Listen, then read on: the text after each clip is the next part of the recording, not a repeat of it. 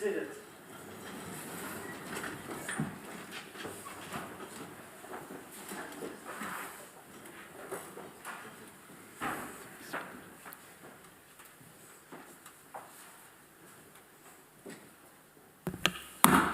Hereby I open this academic ceremony at Maastricht University. My name is Ton de Goeie. I am the pro-rector of the ceremony and chair of the degree committee. First of all, I would like to welcome Mr. Ahmed Salem Beela. He will defend in public his thesis, which is entitled The Paradox of Mechanical Dyssynchrony in Cardiac Resynchronization Therapy, Reflections on Diastolic Function Guidelines and Sex Differences. Welcome all members of the degree committee. And there are three supervisors sitting in front of me. Professor Joost Lummans, he is Professor of Computational Cardiology at Maastricht University. Professor Tammo Delhaas, he is Professor of Biomedical Engineering also at Maastricht University. And Dr. Lieven Herbot, and he is cardiologist at the Jessa Ziekenhuis in Hasselt in Belgium. Welcome also the 6 opponents, and I will give you the names and I will introduce them later during the ceremony, because mentioning all those names now makes no sense, but you will certainly forget. Welcome the audience here in the aula, and I would like to welcome also the followers of the live stream. Mr. Beela, may I invite you to present a summary of the thesis, and I wish you success in the coming hour. The floor is yours. Thank you, Pro-Rector. Dear esteemed opponents of the Defense Committee, dear promoters, family and friends, I sincerely appreciate your presence here today in this important day in my academic career. I'm really grateful for your time and for your effort and for your interest in my research. In the coming few minutes, I will give you a very brief summary about the research I've been doing the last 4 years or more. So, heart is a pump. It consists of 4 chambers. Can you please take some distance off the microphone? You're sure. very close to the mic, or you can put it up. There's also a possibility. Yeah. Okay. So, the heart is a pump. As I was saying, it consists of 4 chambers. We have 2 atria and 2 ventricles. The wall of the heart is called the myocardium, and it consists of several muscle cells with a specific function of contraction and relaxation. So the heart has 2 main functions. Contraction, where the ventricles has to contract and eject blood through the major blood vessels to the different body organs, and this we call the systolic function. Systolic function of the heart depends on the strength of the contraction. On the other hand, we have also a relaxation function of the heart, so that the ventricles get filled with blood coming from the atria. This function we refer to as the diastolic function. And diastolic function depends on the ability of the ventricle to increase in size to accommodate the coming blood from the atria without much increase in pressure. And that we call the compliance. So a normal compliant myocardium is able to get filled with blood within normal filling pressures. However, in some patients, there is actually a disease in the myocardium, like a myocardial infarction, where part of the myocardium is dead or severely sick. Accordingly, the functions of the heart are affected. So we have a systolic dysfunction, means that we're having a reduced output, so the heart is not able anymore to provide sufficient blood to the different body organs. In the majority of these patients, we have also a diastolic dysfunction, where the ability of the myocardium to increase in size is again affected. So we have increased stiffness, means that the filling of the heart happens on elevated filling pressures. The more the myocardial disease, the lower the output, the higher the stiffness, and the higher the filling pressures. The mix of reduced output and elevated filling pressures in cardiac chambers actually results in development of symptoms to the patients in the form of weakness, fatigability, and shortness of breath. And this we call heart failure. And heart failure affects at least more than 60 million people worldwide. How can we actually see heart failure in the clinic? The first imaging modality is the echocardiography. Here you see a nicely contracting heart. We see the cavity inside, the walls contracting. On the other hand, you don't need to be an expert in echo to see that the ventricular cavity here is way bigger and the contraction of the walls is weaker. But how can we assess the severity of heart failure? We assess the two main functions, the systolic dysfunction and the diastolic dysfunction. Systolic dysfunction, we measure the ejection fraction, which represents the amount of blood coming from the heart. The lower the ejection fraction, the worse the systolic dysfunction. Diastolic dysfunction, on the other hand, we have to integrate several echocardiographic images to estimate the category of the filling pressure, whether normal or elevated. And you know already from the previous slides that normal filling pressure represents a compliant myocardium with less myocardial disease. On the other hand, elevated filling pressures mean stiff myocardium and more myocardial disease. However, this is not the only problem that patients with heart failure can face. The heart to function normally, there is a specific conduction system. We see here the signal starts in the atria, goes to the right and left ventricle through a right and left bundle branch, so it gets nicely contracting the same time of the left ventricle. So in a normal conduction, we have both electrical synchrony and mechanical synchrony. In 1/3 of the patient, there is a problem. There is actually a left bundle branch block, which means that the conduction in the left bundle is very, very slow. So we have here a delayed normal activation of the right ventricle, but the left ventricle gets really delayed in activation. So the septum of the left ventricle gets contracted early, and the contraction of the lateral wall comes later. So in patients with left bundle branch block, we have both electrical dyssynchrony, which results in also mechanical dyssynchrony. How can we diagnose left bundle branch block? First, with the ECG. We can diagnose specific waveforms in the ECG that represents left bundle branch block. But actually, we can also use echocardiography. In the far right-hand side, you can see a heart failure with normal conduction, but in left bundle branch block, you can appreciate an early contracting part of the septum, we call the septal flash, and a rocking apex, which we call the apical rocking.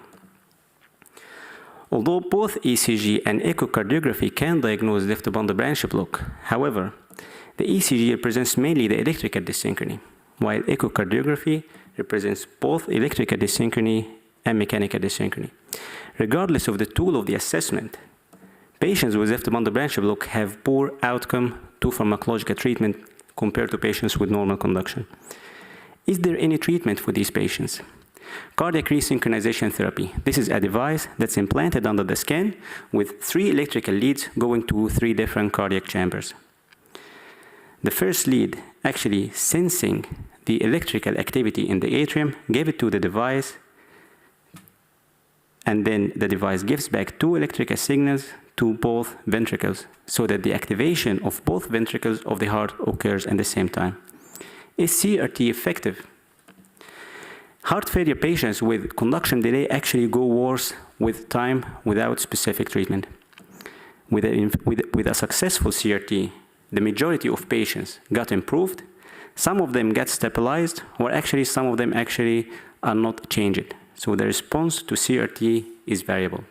And this brings up to the question with who gets a CRT. We follow the guidelines.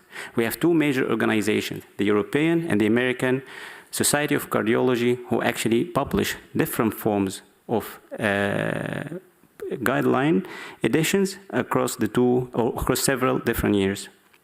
And the end results, we know who is recommended and who is not recommended for CRT. And for patients who are recommended, we have even different classes. Class 1 is highly recommended, 2A should be, and 2B might be recommended. How accurate are the guidelines in predicting CRT? Actually, if we apply the 2012 edition from the guidelines, we see no difference in survival between patients who were recommended and who were not recommended for CRT. Same holds for the European Society of Cardiology guidelines from 2016. Also, among the different guideline classes, according to the American guideline, there was no difference in survival. Same holds true for the European guidelines. So we can conclude that there is a room for further improving in the guidelines. Here we come to the selection criteria of the guidelines for CRT. We have to diagnose symptoms, function, conduction. Symptoms, we just ask the patient whether he feels symptoms on severe exercise or during rest. The function, the guidelines focus on systolic dysfunction, and the conduction only on the ECG. So ECG is actually the main selection criterion in all CRT guidelines. How about mechanical dyssynchrony? We mentioned before that both ECG and echocardiography can diagnose left bundle branch block. But then the question, are they the same? We tested two different editions of the guidelines from 2013 and 2021. We actually found a discrepancy between mechanical dyssynchrony and ECG. So 30% of patients with non-left bundle branch block has mechanical dyssynchrony, which actually gets worse with the 2021 edition. So 50% of patients with non-left bundle branch block show mechanical dyssynchrony, which means that mechanical dyssynchrony and left bundle branch block are not a one-to-one relation, and they're not necessarily the same. And this brings us to the question of our research. Can the assessment of mechanical dyssynchrony improve CRT outcome? Our target population were heart failure patients who received CRT. We investigated more than 1,300 patients from 8 European centers in Belgium, in Germany, in the Netherlands, in Poland, and in Norway. We had 3 core labs where we examined the echocardiographic images in Leuven and in Jesse Hasselt and here in Maastricht. We did 2 echocardiographic examinations to measure the improvement in LV function, and we followed up the patients for at least 10 years for all-cause mortality. Additionally, we used the circuit depth simulations of human heart and circulation to assess the association between mechanical dyssynchrony and filling pressure. In part 1, we found that the majority of patients with mechanical dyssynchrony have normal filling pressure, which means that mechanical dyssynchrony is associated with compliant myocardium and less myocardial disease. On the other hand, the patients with no mechanical dyssynchrony, only a minority, at less than 1/3, show normal filling pressure, which means that the majority of these patients have stiff myocardium with more myocardial disease. So we can conclude that mechanical dyssynchrony is associated with compliant myocardium and less myocardial disease. Then we investigated the survival of patients with mechanical dyssynchrony after CRT. We found that a patient who had a mechanical dyssynchrony before CRT had a 3-to-1 chance of better survival compared to patients with no mechanical dyssynchrony. So mechanical dyssynchrony is associated with better CRT outcome. Here we show the different survival curves of the 4 guideline classes. Actually, the 3 guideline classes plus patients was not recommended. And here we see that mechanical dyssynchrony can actually identify patients who can show better survival in each of the guideline classes, applying the European guidelines. Same holds true for applying the American guidelines. So actually we can conclude that adding mechanical dyssynchrony in the guidelines can really improve CRT outcome. In the last part, we showed that women show better survival to CRT compared to men. But actually, our data suggest that because of women show less myocardial disease, and accordingly, they show more mechanical dyssynchrony, which really explain the better CRT outcome. So mechanical dyssynchrony can indeed explain the 6 specific differences in CRT outcome. And here's the last slide. So synchrony, in general, a term with good implications. Dyssynchrony, on the other hand, is associated mostly with negative implications. Patients with mechanical dyssynchrony show also poor outcome to pharmacological treatment. However, this is only one part of the story, because patients with mechanical dyssynchrony can show really good response to CRT if they got the device.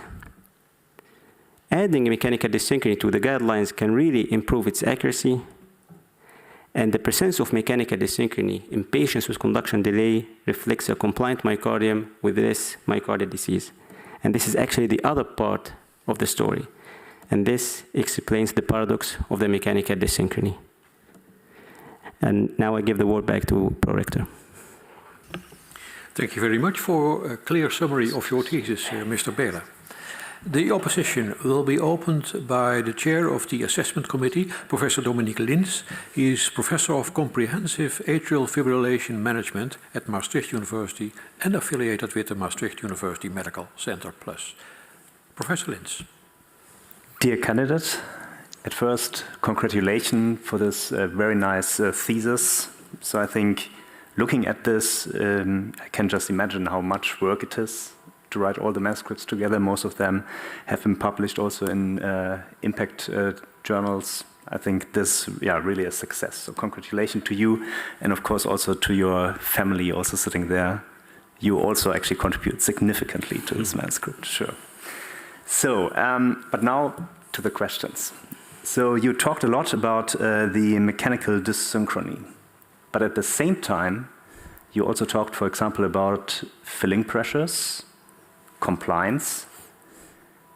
So why did you mainly focus on dyssynchrony and actually not, for example, on stiffness, which probably also significantly contributes to response? And how would you maybe in a second step, if you would mainly focus on stiffness, for example, measure stiffness in the future? Highly esteemed opponent, thank you very much for your question and for your nice compliments. So to be honest, the whole process started with the assessment of mechanical dyssynchrony. So in the first two publications, we were really focusing on the mechanical dyssynchrony. And that at the time when I was in Leuven, actually. And then when I came here in Maastricht, I worked in the biomedical engineering department where they used the circuit depth simulations.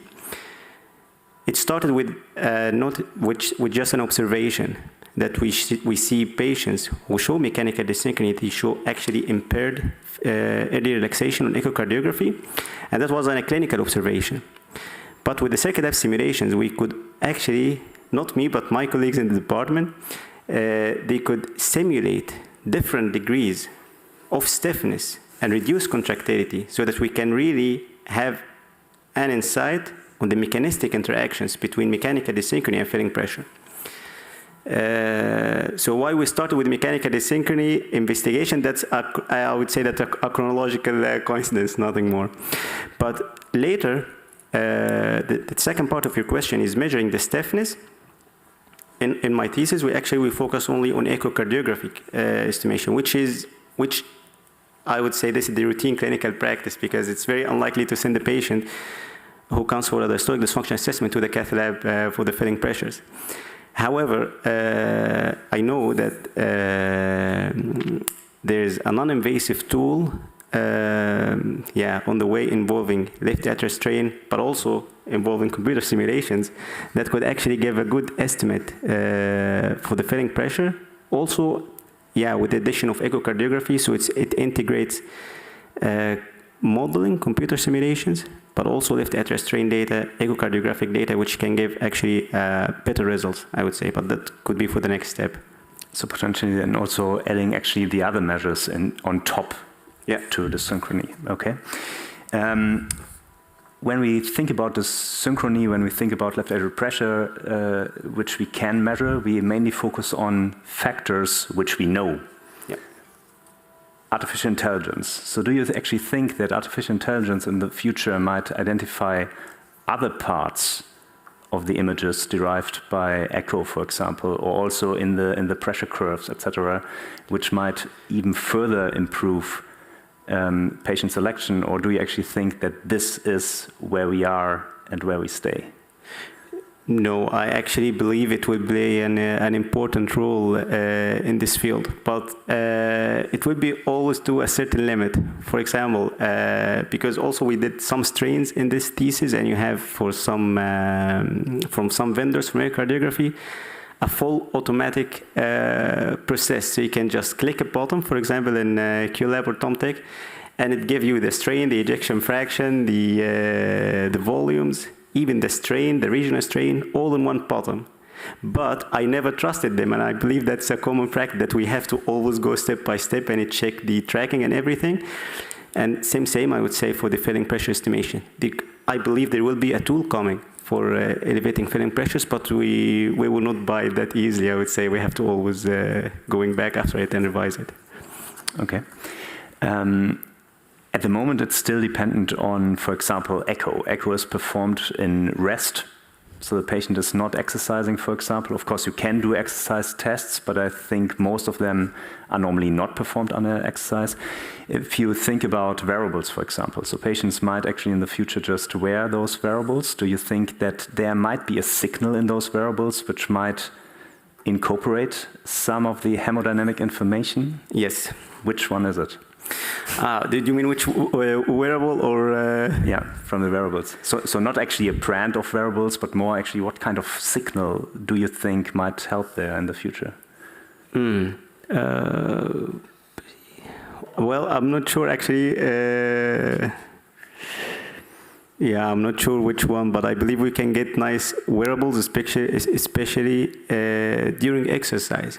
Because, for example, here we have shown that patients with mechanical desynchrony show normal filling pressure, but that's actually at rest. Yeah. During exercise, they can do really worse. So, for example, photoplethysmography. So PPGs. Yeah, that has been investigated indeed. But yeah, I'm not sure how much will it be helpful. Yeah. Well, I would like to give the word back to the pro-rector. Thank you. Thank you, Professor Lins. The next opponent is Professor Frank Timmans. He's Professor of Cardiology at Ghent University, and he is affiliated with University Hospital Ghent. Professor Timmans. Thank you. Congratulations, dear candidate. So I have read it with big interest. It's important work, which I like to read. There are some nice concepts and nice ideas. So congratulations.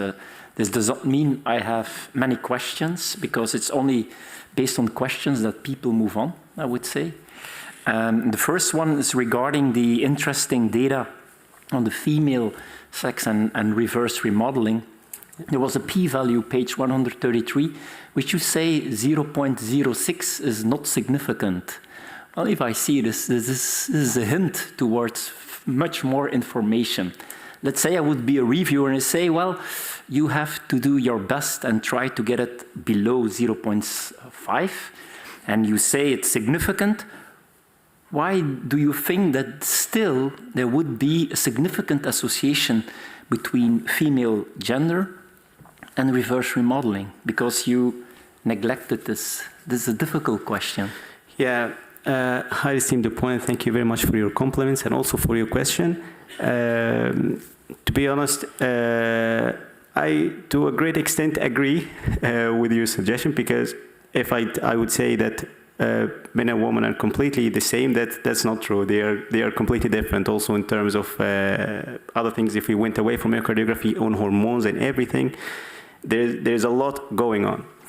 But in this particular chapter regarding the gender-specific differences, we found indeed that women, not only us, but also that's just a repetition of what we have seen in the literature, that women show very good response to CRT, and in many of the trials they were independent predictor of better outcome.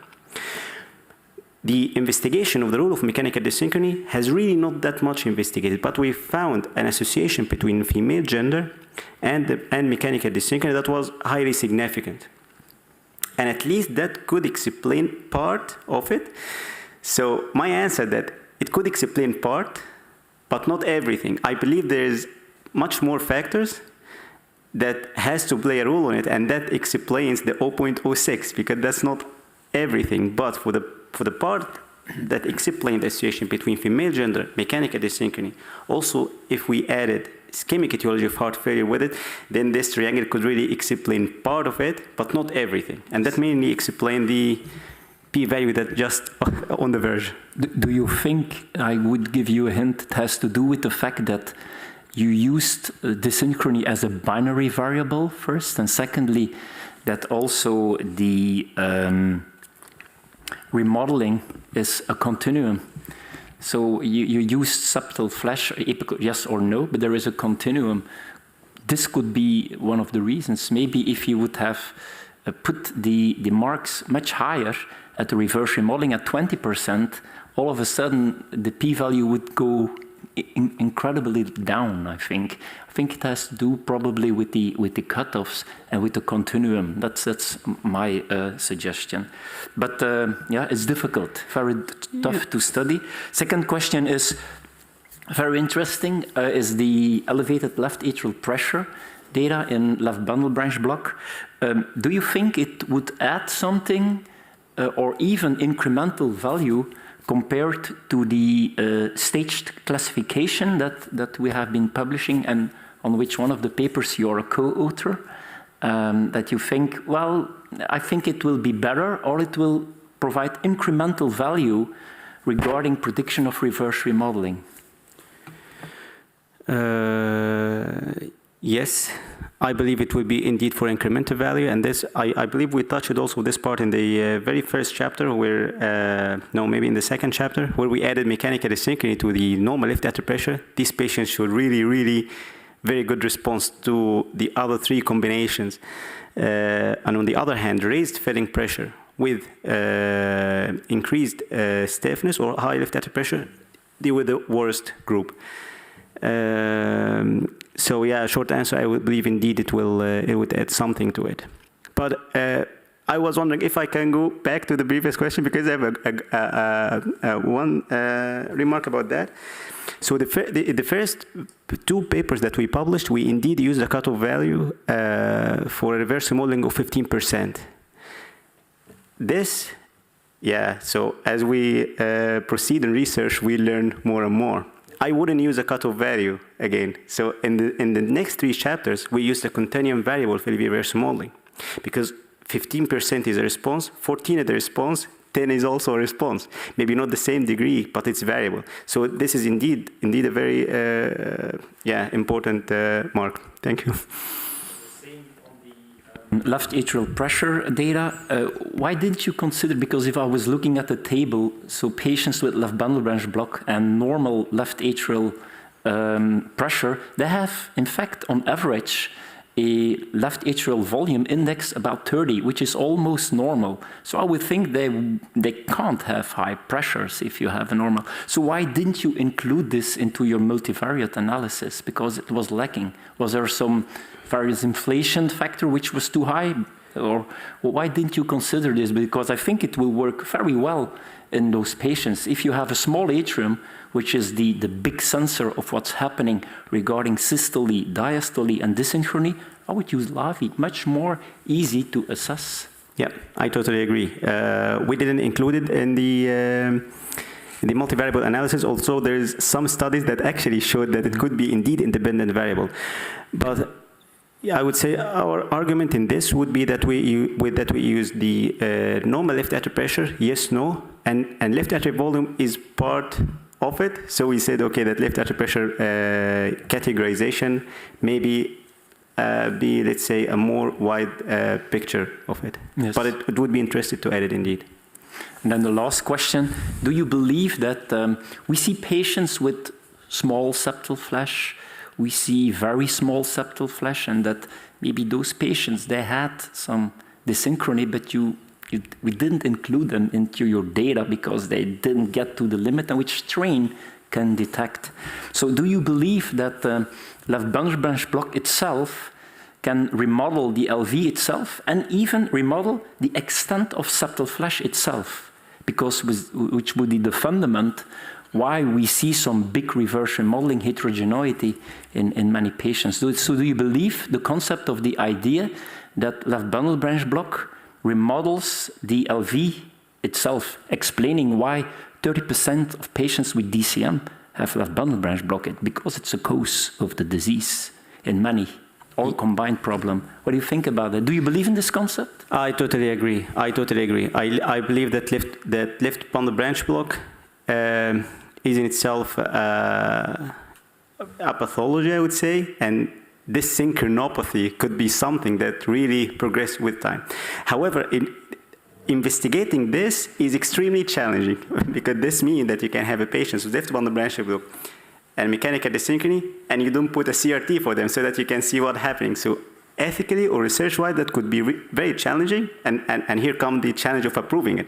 Although I really believe it happens. Thank you. Thank you. Thank you, Professor Timmans. The opposition will be continued by Professor Matthias Meine. He is Professor of Cardiac Implantable Devices in Heart Failure at the University of Utrecht, and he is also affiliated with the University Medical Center Utrecht. Professor Meine.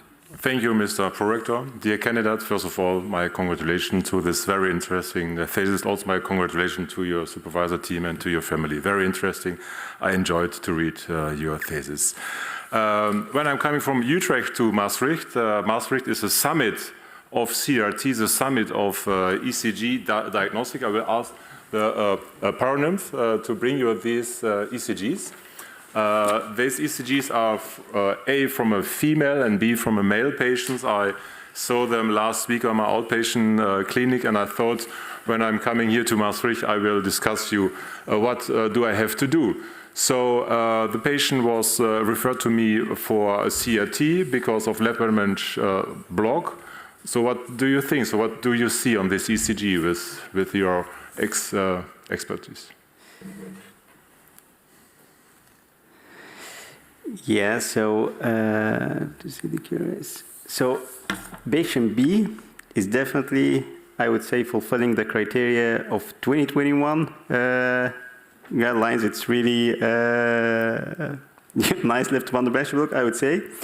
On the other hand, patient A, if we went to the 2013, this would be left bundle branch block. 2021, no, because the one and AVL, they are not exclusively R-wave. There's actually like a mid-wall notching that goes way to the bottom. So it depends on how would you define a left bundle branch block. A would be non-left bundle branch block. B is a left bundle branch block. 2021. And what is the reason why is the patient E not a typical left bundle branch block according to the current guidelines? I would say because the one and AVL, it has to be exclusive R wave, which means like a very tall, big R wave, but we see here a notch. And about the repolarization, do you see also a difference? Yeah, but there's one thing in the 2021 guideline. You see if you have a QRS width of less than 140 milliseconds, then they could be actually the T wave and the QRS in the same direction. But if we went further than 140, they have to be in the opposite way. In 2021 in general is a bit complex. You have to go through too many steps, which make it variable. I'm not sure what you think. What is your advice? What do I have to do to implant CRT next week? Or? For me? Yeah. Yeah, I have to say, I look at mechanical Dyssynchrony. I have to see yes, okay. So then we can move to chapter 4. Okay. So yeah, totally right. So I think also,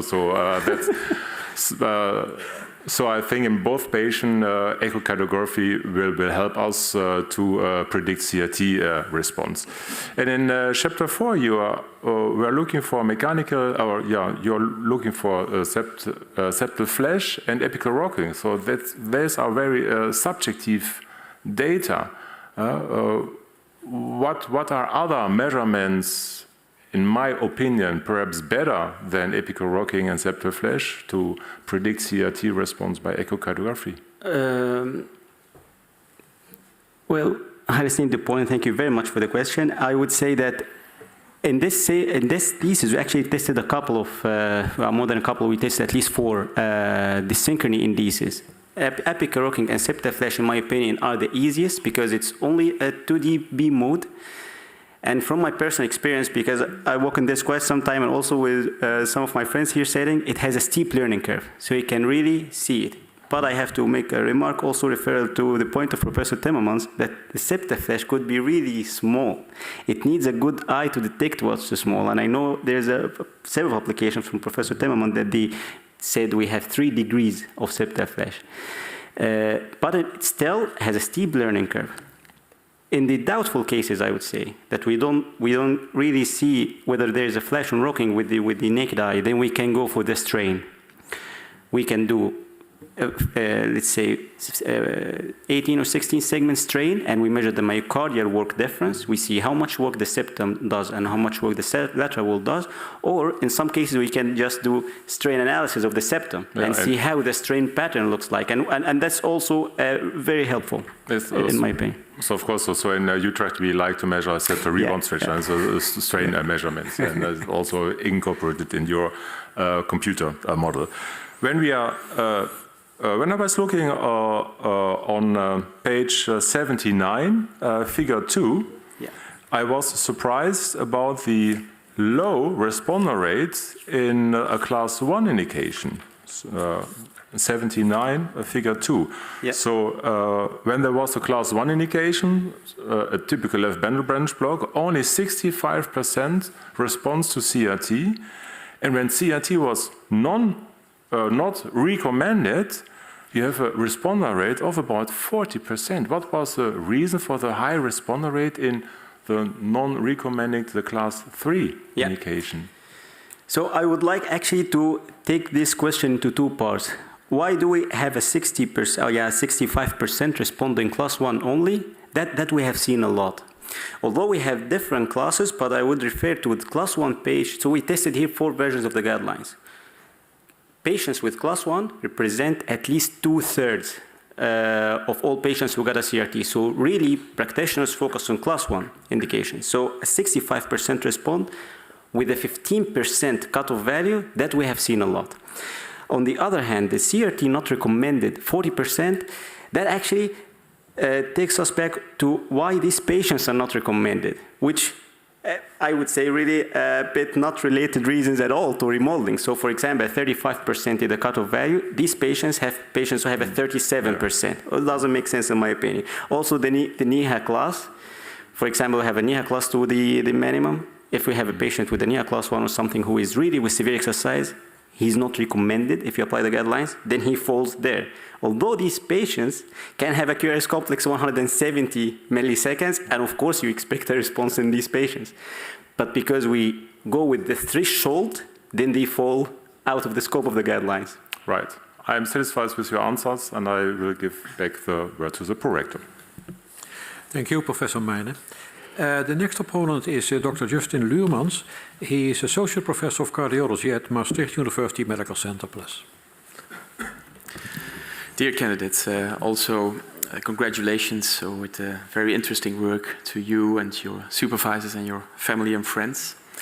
So indeed, based on the current guidelines for CRT, we accept a considered amount of non-response and maybe also some under-treatment, and your work focuses on improvement of patient selection for CRT, and you state that mechanical dyssynchrony is a marker of relatively preserved myocardial compliance and contractile function, and is thus associated with normal LA pressures and CRT outcome.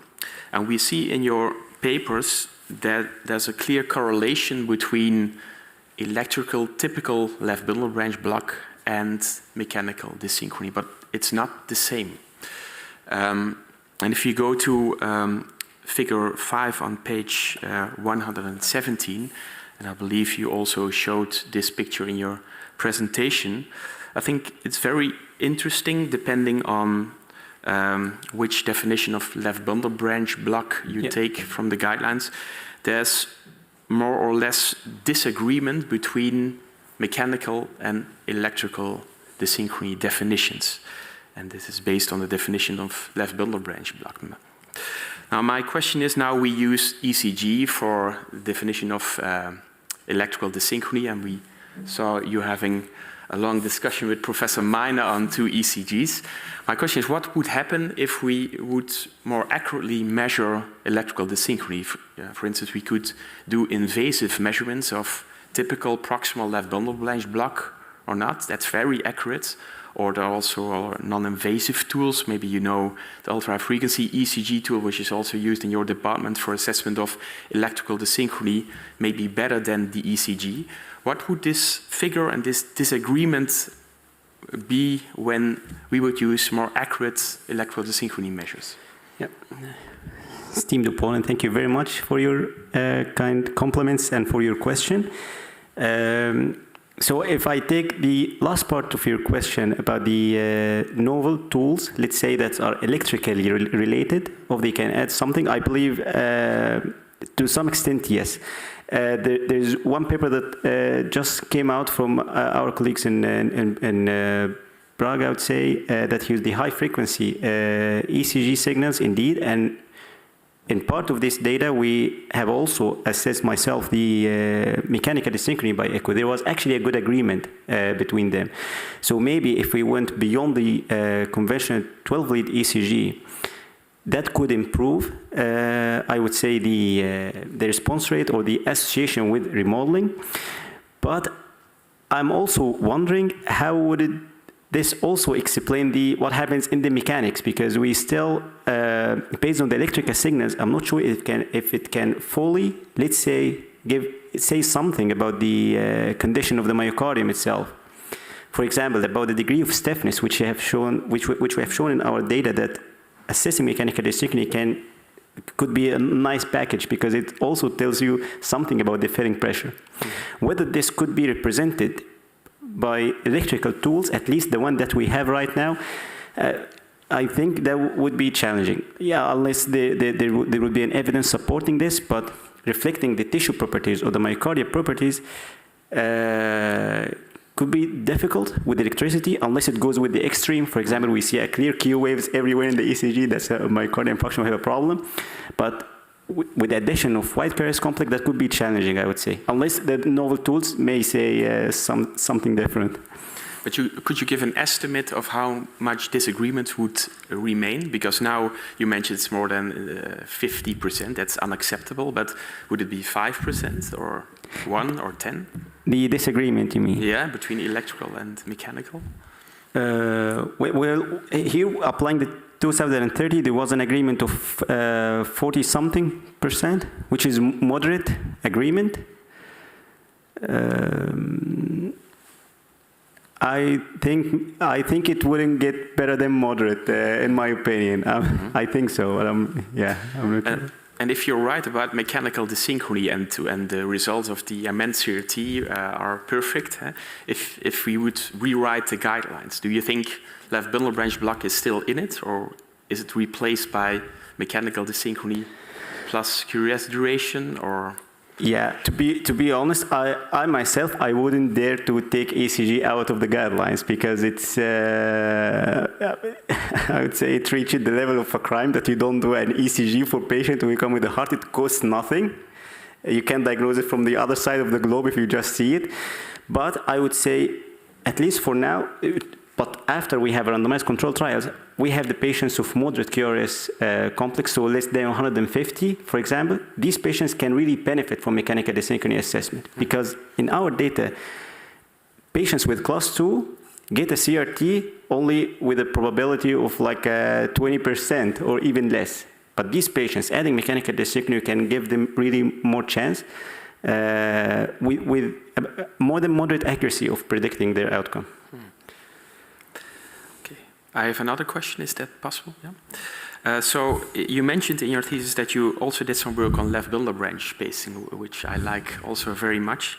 But nowadays we have several CRT modalities, and we have much difficulties for selecting a certain CRT modality, BIV pacing, left bundle branch pacing, or even LUT CRT for certain patients.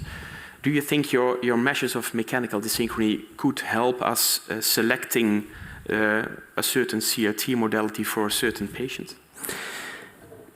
Yeah, first of all, it was really a privilege for me to work in the left bundle branch block pacing projects in Maastricht, and indeed we could see something for the mechanical dyssynchrony assessment, especially when it goes to a strain pattern, and especially when you do an RV strain.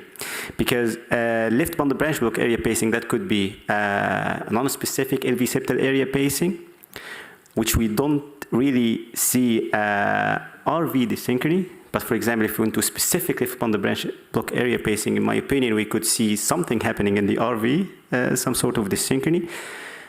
So at a cross-sectional tool, or at a moment of examination, we see a difference. Would this have an impact on the prognosis of these patients in the future? For example, are we failing heart or something? That would be very interesting, but I think it's too early, since the left one branch area pacing still in its early steps, in my opinion. But yeah, you are the expert in this one. Okay, okay, thank you. Give the word back to the Pro-Rector. Thank you, Dr. Lummans. The opposition will be continued by Professor Frits Prinsen. He is Professor of Electromechanics of the Heart at Maastricht University. Professor Prinsen. Thank you, Mr. Pro-Rector. Dear candidate, congratulations with this beautiful thesis, and congratulations to the team working with you and to your family and friends. And I must say, of course, every PhD is different from another. It's not comparable.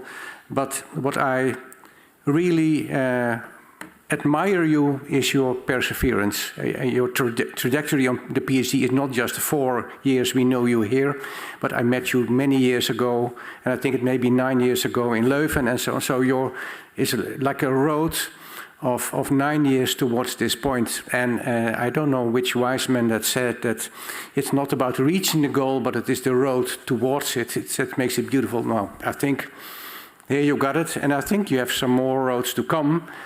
So I wish you already all the good for that one. But I'm here also to test you. But let's first ask one of your paronyms to read proposition 3. Neglecting the assessment of mechanical dyssynchrony exposes some patients to unnecessary procedures while denying others access to life-changing therapy. Thank you. So I understand the first part, because if you measure mechanical dyssynchrony, you find patients with left bundle branch block who have no dyssynchrony, so they are bad.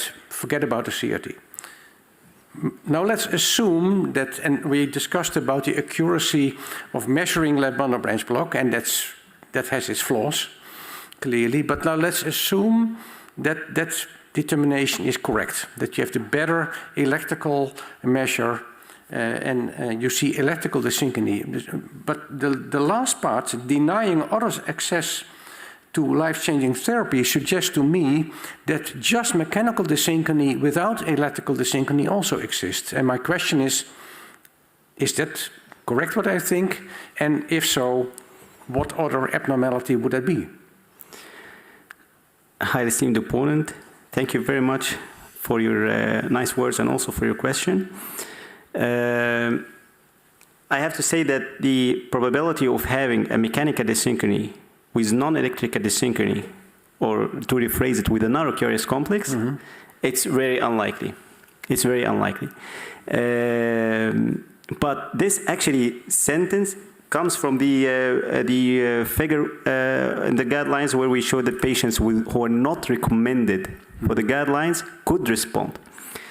Actually, these patients show electrical dyssynchrony, as I've mentioned earlier. They show very wide QRS complex. And you say then that means that the determination of left bundle branch block has not been accurate? No. Because if they have mechanical dyssynchrony in those terms, and for example, SSI in circuit depth has been shown to be very specific for only electrical dyssynchrony. Yeah. So then if in the non-recommended class, then there should be still an error in the measurements leading to that recommendation. I would say yes. Yeah. Okay. Yeah. Yeah, I think I agree with you on that one. And I have some other ideas because, and one measure which we tested, as you may know, is the area under the QRS complex. QRS area. Which is better than any determination of left bundle branch block and QRS duration. And there we saw that that of course you need a large QRS area to get some response. And then if it's accompanied by mechanical dyssynchrony, you get even a larger response. But there may be some electrical dyssynchrony where you still can benefit. But okay. So my second question, very global, what is striking in regards to chapter 6, is what always strikes is that if you compare men and women in the CRT studies, in all studies you have like 1/3 or 1/4 is female and 3/4 is male, or 1/3, 2/3, but there's a huge difference between men and women. Do we make a mistake in the selection there? Because in the women who are in, they do good, better than men. So should we adapt even the electrical guidelines for women so that we can include more women? Well, I would say that this actually, yeah, indeed, I totally agree. In most of the CRT guidelines, it's even less than 1/4 of patients are female.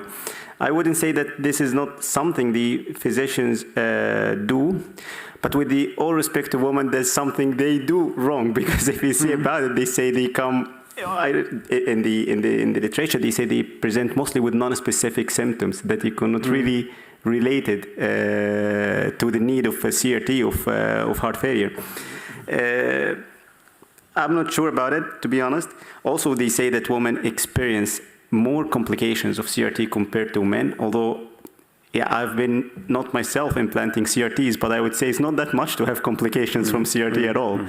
The actual reason why they don't have that much CRT compared to men, I'm not sure actually I know what would be the reason, although it's really, it's strange because they show really, really good response compared to men. And we all know about the Strauss criteria where they proposed as, let's say... And Strauss says, well, for women we should have the limit at 130 and for male 150. So would that be a solution in your mind? And then include mechanical asynchrony? I would say it would be a solution, but not. But to replace, let's say, mechanical asynchrony, I would say no. Actually, we still have to check it based on the data that we have. Thank you very much. I give the word to Prof. Thank you, Professor Prinsen. The sixth and last opponent is Dr. Oenu, and she is Associate Professor of Cardiology at the Maastricht University Medical Center Plus. Dr. Nguyen. Thank you. Dear candidate, I would like to congratulate you and your supervising team and of course your family for this very beautiful thesis that's not only just looks beautiful, but is also reflected by these high impact journal publications that you got out of it. So as a final opponent, I was curiously observing all the other opponents discussing the work with you, and I want to continue the discussion that you had with Dr. Lummans, because you we're talking about the discordance between mechanical and electrical dyssynchrony, and I was wondering, do you know any causes for this discordance between mechanical and electrical dyssynchrony? Well, do you have any explanations for that? Yeah, thank you very much for your question. I would say, first of all, we have the point of the discrepancies in left bundle branch block definition, because we could see that could really play a role where you can have a modest discrepancy, for example, in the less strict definitions. If you went to the more strict definitions, you have a very, very weak correlation. But based on the data that we have, is that electrical dyssynchrony, so ECG per se, it doesn't really give details about the myocardial, the cardiac, let's say, the tissue properties of the myocardium. For example, to the best of my knowledge, I don't know whether we have an ECG criteria that tells us whether we have a high filling pressure or worse diastolic dysfunction based on ECG. To my opinion, that could be really challenging. But with mechanical dyssynchrony, with echocardiography assessment, that we can actually see. So giving an idea about the myocardial properties is important. But to be honest, we have to make a difference between the electrical dyssynchrony, because, for example, the 2021 definition, which is a very strict definition, my personal feeling, of my personal belief, is that it represents really the electrical dyssynchrony of left bundle branch block. It has everything, the notches and the problem with the repolarization, depolarization. But does this mean a proper response to CRT? Maybe not, because it's not only based on electricity. We have a myocardial properties that also affects the remodeling, which might be overlooked by the ECG. But representing electrical dyssynchrony, that could be really with the ECG beautifully, and maybe the more strict the more clear association you see. But does it necessarily mean a response to CRT? I would say maybe not, because there is a myocardial properties inside we don't see with the ECG. What kind of myocardial property are you talking about? I would say the stiffness and the compliance of myocardium, because we could see, especially with, that was really nice work with the simulations in my opinion, the more we increase the stiffness in the circular model, we just lose the mechanical dyssynchrony patterns, although they still have the same QRS width, but you just lose it. And what do you think would happen if a patient with a left button branch block with a non-myocardium will undergo a myocardial infarction? What do you think will happen with the discordance between the electrical and mechanical dyssynchrony? If the patient develops a myocardial scar? Yeah, so with mechanical dyssynchrony, it depends on where is the scar, and its extent. So the location in the wall and the extent, we can really lose the mechanical dyssynchrony. I believe as well with the ECG that can change the waveforms in the ECG, but I'm not sure to which extent. But I have to say it as also to do something. But at least as we see it in the echo, it has to do with where is the scar and how big is the scar. Okay. Then I also want to, I also prepared a few questions. So in chapter 2, you stated, or you found that elevated left atrial pressures are associated with poor outcomes to CRT. And you, as a cardiologist, don't you think that's obvious? Of course.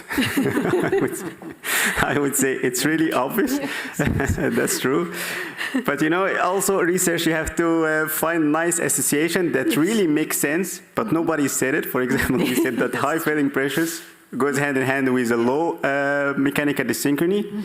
It makes sense, but we showed it. That's all of it. Now, how do you think your results would have changed if you had treated these patients more aggressively with guideline-directed medical therapy and IV diuretics? How do you think your results would have changed? Yeah, thank you for this comment. I totally agree that something could change, because actually there is a very recent publication that said that heart failure patients, candidates for CRT, are actually under-treated with medical treatment. So I would say the first step is intensification of medical treatment, especially for those who do not show mechanical dyssynchrony, because they can do better if they just intensified medical treatment takes place.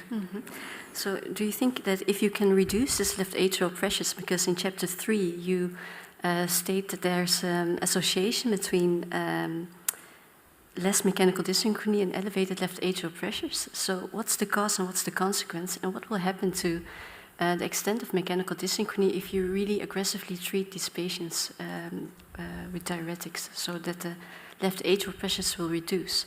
Do you think that the mechanical dyssynchrony will increase? I would say yes, if only if we manage it to change it. Because, for example, you can have a restrictive LV failing, so a very high E and short A waves, to the point that even with diuretics you cannot change it. So we have a degree that's irreversible restrictive failing. But of course, if it went lower, then I would say the mechanical dyssynchrony could be back. Okay. Do I still have time for more questions? Let's see, you went through all my questions. I still have one question. So there's Professor Mina already stated that there might be some variability in how you would judge apical rocking and septal flash. Did you ever investigate the inter-observer agreement between these judgments? Yeah, we investigated this indeed, and in my opinion it was more than 80% the inter-observer agreement, and the intra-observer was more than 90%. Okay, very good. Yes, Mr. Beela, you heard and have seen that the time for defending your thesis has passed. The committee will now withdraw to discuss the quality of your thesis, and in particular the quality of your defense. And I ask you to remain here until we return here.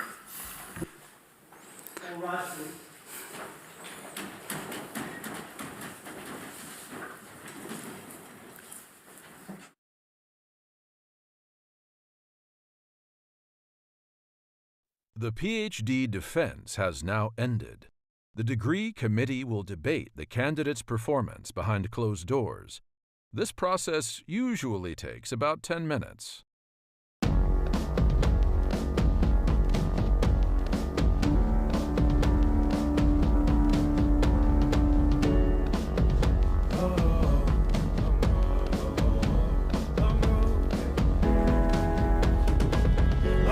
Southside, 10 miles in my rearview mirror. I know what it felt like. My goals only getting clearer. East side to the west side.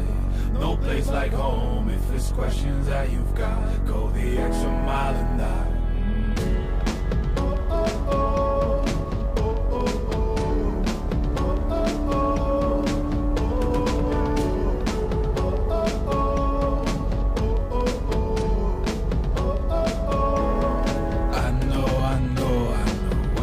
The line, I know you know that I can't read your mind. Years can't fly by now, don't waste all your time. Cause I'll go the extra mile. Long road to the south side, 10 miles in my rearview mirror. I know what it felt like.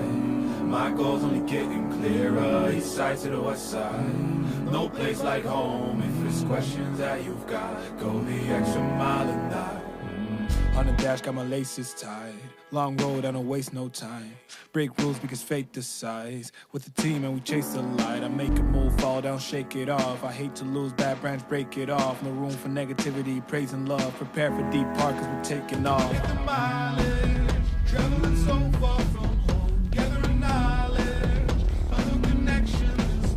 I put the time in to get everything I ever hoped for. It's a challenge and we all in. It's a better future that we go for. And even though these nights seem long, I know that I am never on my own. Know you won the battle once you roll.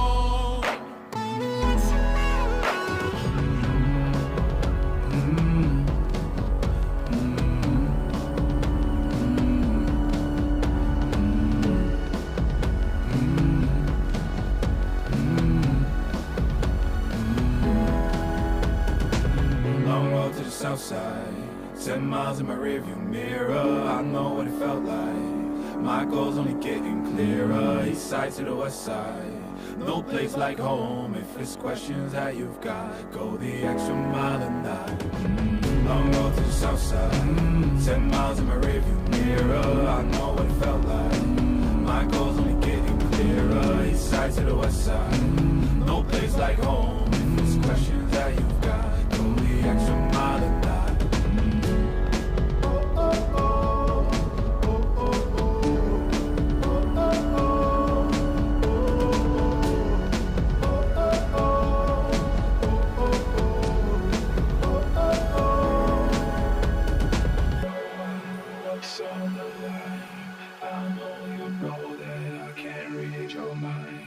Years can't fly by now, don't waste all your time. Cause I'll go the extra mile.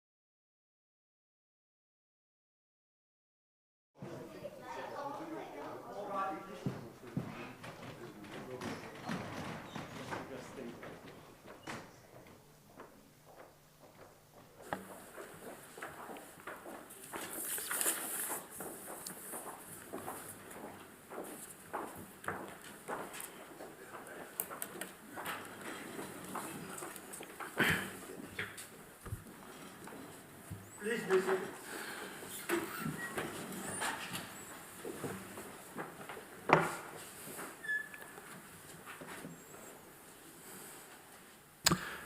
Beela, the degree committee here present has assessed the quality of your thesis and in particular the quality of your defense. And in view of its positive verdict and taking into account the previous qualifications that you have obtained, the committee has decided to grant you the degree of doctor. And Professor Lummans is authorized to confer upon you this academic distinction in accordance with Dutch university custom and law. I invite now your supervisor to take the floor. Professor Lummans.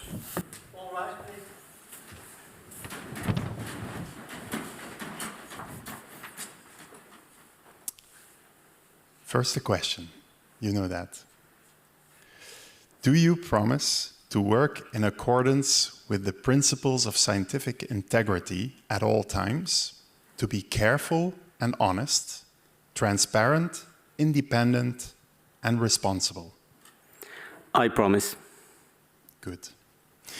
By the authority vested in us by law and in conformity with the decision of the committee here present, I hereby confer upon you, Ahmed Salem Beela, the degree of doctor and grant you all rights attached by custom and law.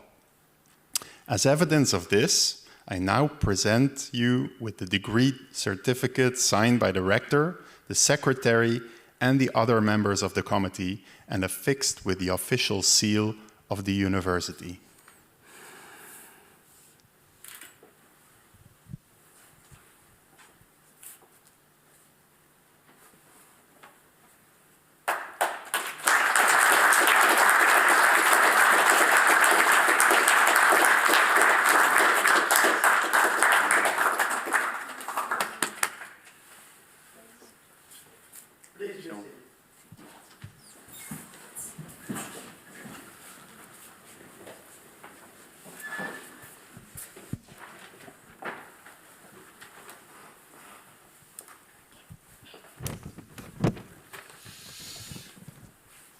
Dr. Ahmed Salem Beela. That's enough. I don't pronounce your whole name because I would stumble three times. Not even a single one. No. Sorry. It's my great honor, Ahmed, to congratulate you also on behalf of Tammo and Lieven, your supervisory team. And I'd like to extend those congratulations, of course, to your wife, Sarah, to your daughters, the cool girls, Hannah and Lara, and all your family members and friends who must be incredibly proud. And they should be, of course. Ahmed, your Maastricht adventure began in September 2020. It's a terrible year in a way, because of COVID. And you joined our group, and you came to us already pretty accomplished, I should say, because with your clinical background from Egypt, and also your valuable experience from Leuven, where you worked with Professor Jens Uwe Vogt already. You did some academic research, you wrote your papers, and what made your presence in our group particularly special was your unique perspective in that sense, because you were a medical doctor, and that was in our group of engineers, you brought this insight of the clinical part of research, which was very useful. Many of our team members fired questions on you on statistics, but also clinical stuff, and you loved that. You really loved that, and you helped everyone. Thank you for that. You had already distinguished yourself in the Merck, where you did research, but also where you built already an academic network.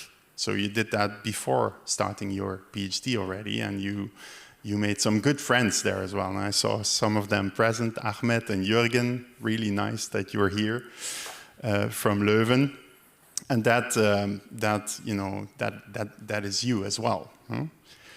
You were looking for a new challenge and preferably something innovative. I know that. when you were applying for the job, but still in the field of echo or clinical cardiology at least, maybe even mechanical dyssynchrony, because that was your favorite topic. And then there was the Marcius project that came by. It was the Leuven group, Jan de Hooge, GE in Oslo, and us, but also very important clinical collaborators, and in particular, Lieven Herbots from Hasselt, now also in the supervisory team.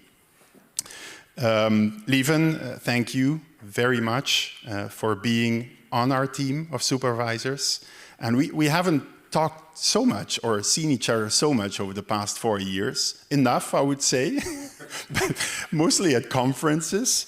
And Ahmed was always a topic on our conversations in a positive way. And I know how immensely important you have been and are for Ahmed as his mentor in academia, but also at personal level.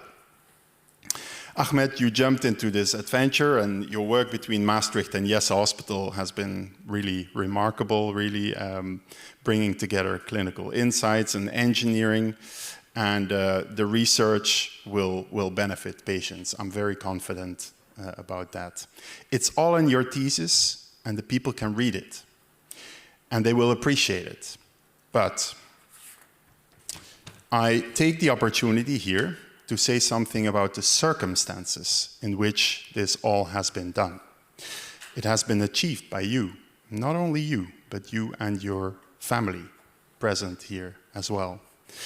You arrived in Maastricht in COVID, as I already said, and you arrived on your own, without Sarah and Hannah, Lara, and that was not easy. I think Lara was not even a year old, wasn't she? True. Yeah. So you were here the first 3-4 months, I think, while you were here on your own, and you had a lot of video conference calls, I'm sure. And that must have been very hard, but it must have been hard and tough and emotional for Sarah and the girls as well. The visa process was horrible. It was a challenge. But you always remain positive. I know you had your frustrations, but when you were with us, with me, you were always positive and even funny all the time. But you remained standing, and you guys took these challenges really as a team. And I must mention, I really want to say this, that every time we talked about all these difficulties, you always expressed your respect and gratitude towards your wife and family, always, so many times. It was often, this is being recorded. Huh? You can play this over and over again.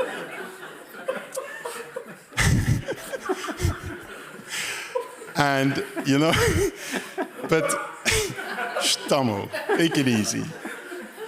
It's not set up. Huh? This is.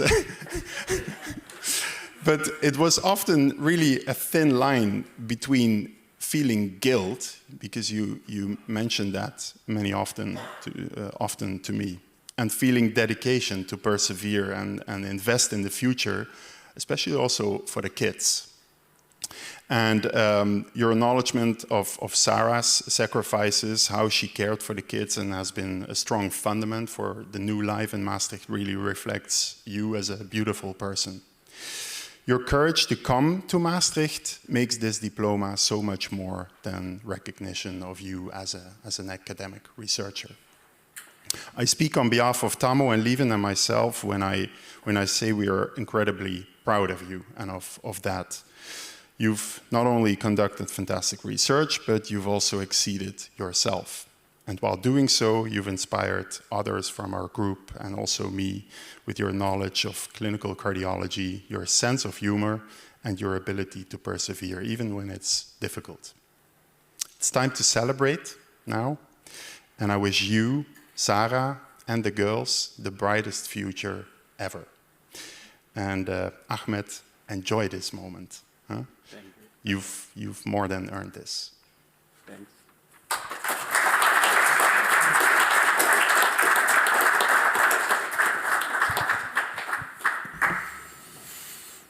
Esteemed Dr. Beela, dear Ahmed, it's my pleasure, it's my great pleasure to congratulate you with your doctorate, and I congratulate you also on behalf of Maastricht University.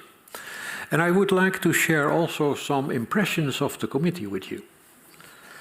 We have heard and seen a very clear presentation, a very clear summary of your thesis, and I think that was not only clear to us as committee, but also, and I'm quite sure that that is the case, that it is also clear to a number and very many of non-experts in the audience here and in the audience probably also in the live stream. And that's a compliment, because it's not always easy, and this is not an easy subject. So thank you for that. And with respect to your thesis, I think it's a very good thesis. It's on an interesting subject. It's also very relevant for clinical practice. And we have also seen an impressive list of publications in scientific literature. With respect to your defense, we have heard adequate answers and clear answers to a number of questions with self-confidence, and also you took the time to think, and that's also important. The committee appreciates the fact that you have shown to be very knowledgeable in your field of research, but also that we think that you are a very good cardiologist. And I do not only congratulate you with that result, but also your three supervisors, Professor Joost Lummans, Professor Tammo Delhaas, and Dr. Lieven Herbots. Congratulations with an excellent thesis, with an impressive list of publications, and also with a very good defense. I also would like to include in my congratulations your family. Your wife sitting here on the first row and your two daughters. And also I would congratulate your parents and your sisters and your brother. And I hope they share the celebration today here. I would also like to congratulate your colleagues, other family members, and other acquaintances that have seen your defense in the live stream and here in this aula. And I would also like to wish you a very happy, successful professional career and a good, happy personal life. I would like to thank all the members of both committees, both the Thesis Assessment Committee and this Degree Committee. Thank you for critically reading the manuscript. And I would like to thank the two external members, Professor Frank Timmans and Professor Matthias Meine, for being a member of this committee. Maastricht University appreciates your contributions to this PhD ceremony. I would like, before I close this academic ceremony, to invite you for the reception in the rafter. The rafter is very easy to find. If we leaving this ceremony, we will take a picture with you in the middle on the stairs in the hall. And I would like to invite the people here present in the aula to go to the rafter, which is very easy to find. If you go in the direction of the elevator and you take a right, you come automatically in the rafter, and we see you there back. Hereby I close this academic ceremony at Maastricht University.